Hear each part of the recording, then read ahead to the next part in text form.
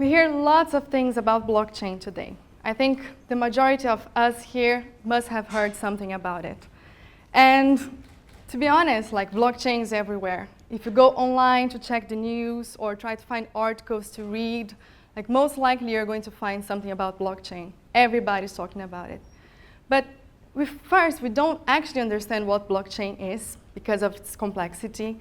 And second, we kind of automatically link blockchain to Bitcoin or to cryptocurrencies. Especially after the hype we had like last quarter of last year. I think like some of you must remember, like, Bitcoin price was $20,000 and everybody was talking about it. But blockchain is not all about Bitcoin. It's not all about cryptocurrencies. There's more to blockchain as the technology itself. There's more to blockchain as an infrastructure that can bring solutions to problems or to challenges and issues that some of business process today have, for example. So let's first understand what blockchain is, what it does, and how we can apply it for other users than cryptocurrencies or Bitcoin, for example. So let's understand what blockchain is in simple terms. I'm going to walk you through some of the basic concepts so we can get like familiarized on how it works. So blockchain is a verified distributed ledger. And what it means, so let's break it down a little bit. So a ledger is a list of entries that can be transactions or events, for example. And these valid entries are then historically recorded into blocks of data. And each block links to the previous one, and then it creates a chain. This chain is actually the ledger. And the way it's distributed, it's because within the network, when all computers are connected, each computer, each participant in the network holds a copy of this ledger, meaning that everyone is on the same page about the entries, and everyone is aware that the ledger is there and it's visible to everyone.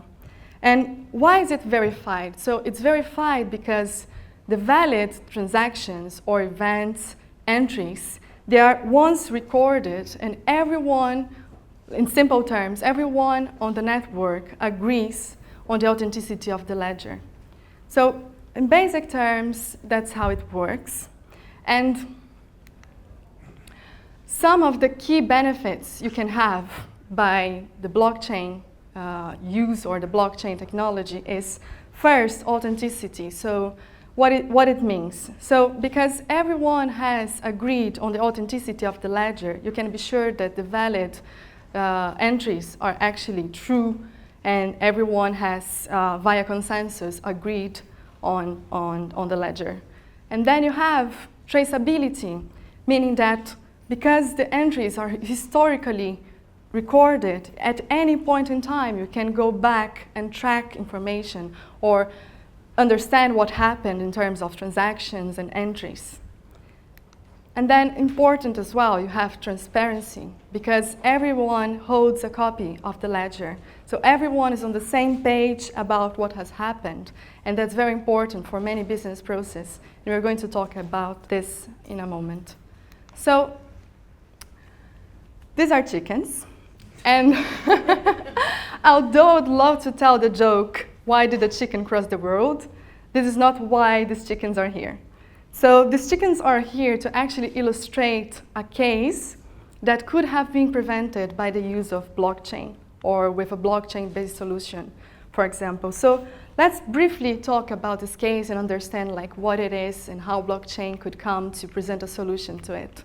So September last year, here in the UK, some food producers and food processors of chicken meat, they went under investigation for supposedly altering the use-by dates of the products, meaning that they were actually selling chicken meat products that were not as fresh as they were saying to be. How can this happen? So today it happens because the way the food supply chain is structured, it has lots of information gaps.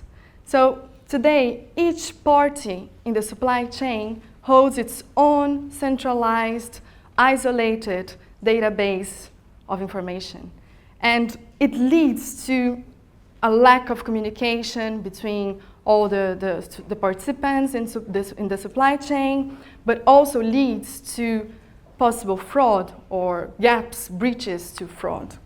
Because every time the food is produced or is processed and then it's sold to a supermarket, for example, there are compliance documents that are issued. And these compliance documents can be easily altered by anyone who is issuing it or holding it.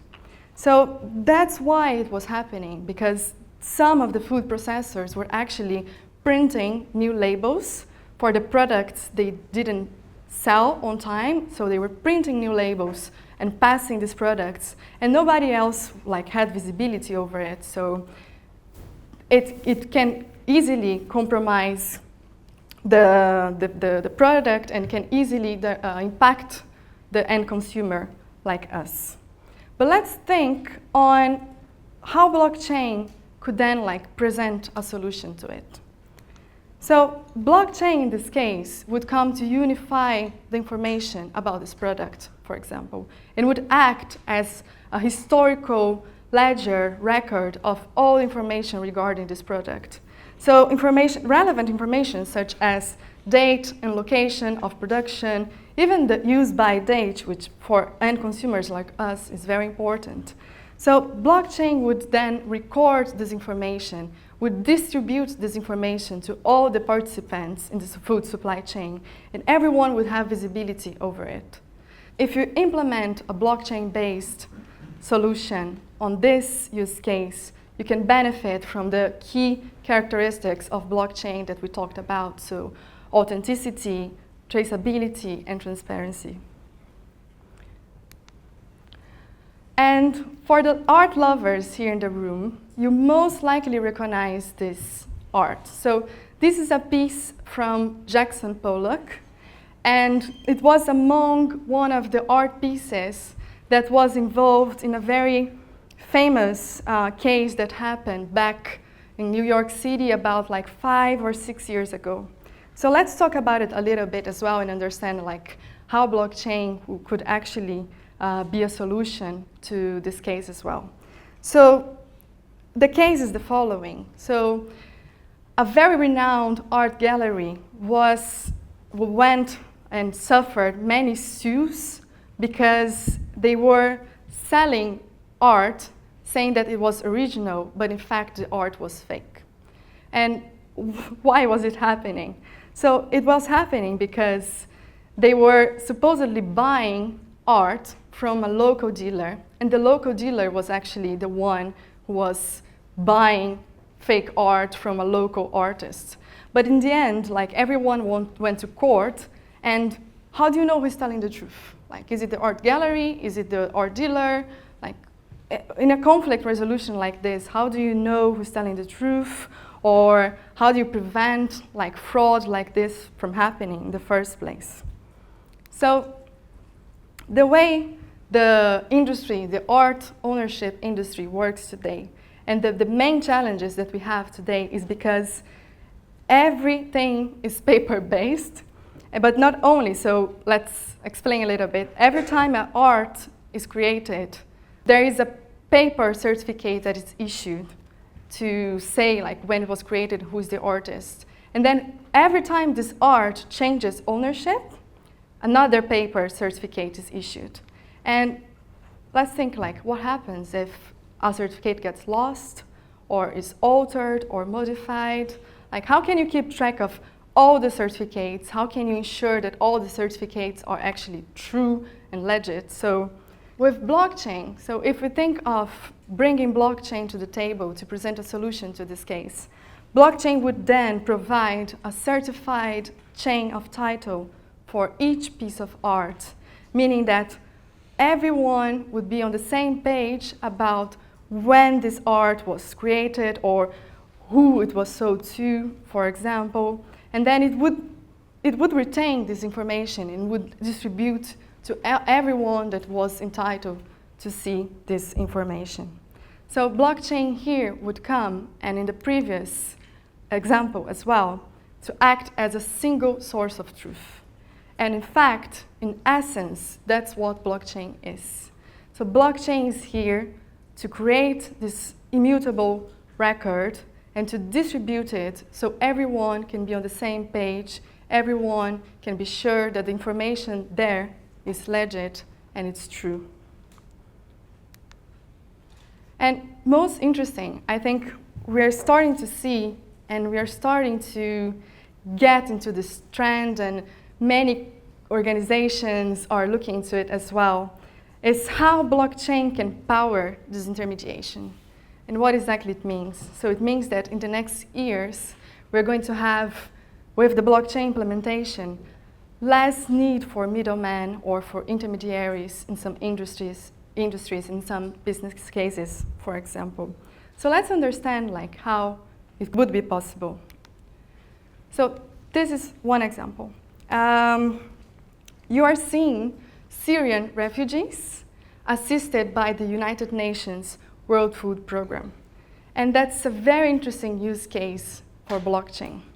So every year, the United Nations World Food Program assists up to 8 million people globally with its food aid program. And they are trying, actually they are already doing investigations with the blockchain technology. So they have a project that they have been working on to actually use blockchain to propose a new perspective, a better solution to something that I'm going to explain now. So the way it works today is the World Food Program issues or sends upfront funds to a local bank, and the local bank is then entitled and then responsible for issuing paper vouchers to the refugees. So the refugees can go to local shops and purchase food and products, for example. And then the local shop requests payment from the bank, who in the end of the month and in the end of everything is the responsible for doing all the accounting and all the reporting for everything that has happened, for every transaction, for example. And the World Food Program needs to rely completely on the bank. And it has no visibility whatsoever about what has happened. It needs to trust completely on the bank.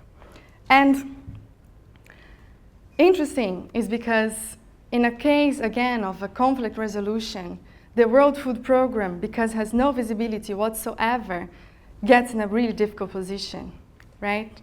And what they're trying to do here is to replace the bank infrastructure by the blockchain technology. And then, once they do it, they have full visibility of all the transactions that happen, and they can be sure that they no longer need the bank to pass this reporting or to act as the intermediary for every transaction to happen. And this project happened and has run as a pilot last year, so mid-2017. And it happened to assist 10,000 beneficiaries. So the World Food Program, through this project, through this blockchain implementation, managed to assist 10,000 beneficiaries and managed to save $150,000 in bank fees. And they say that potentially they can save up to 98% of the whole bank fees situation. And what it means that, in simple terms, for each dollar saved, you get to help one more people, one more person. I think what I really want to say and what I want you to take it as a takeaway is that blockchain is not all about cryptocurrencies. There's more to blockchain. There's more to blockchain as a technology that is coming to disrupt some business process or to be on the front of innovation. And blockchain is not only a mindset shift, it's a paradigm shift as well. So with blockchain, we are shifting from isolated, centralized systems to a more decentralized collective network of information and value. And we are just in the dawn of the technology. So it's very early years. We still have lots of concepts and ideas to develop and to work on. And I think it's important to see that we have a vast greenfield ahead of us. And blockchain is here to stay. Blockchain is here to help people and to help organizations. Thank you.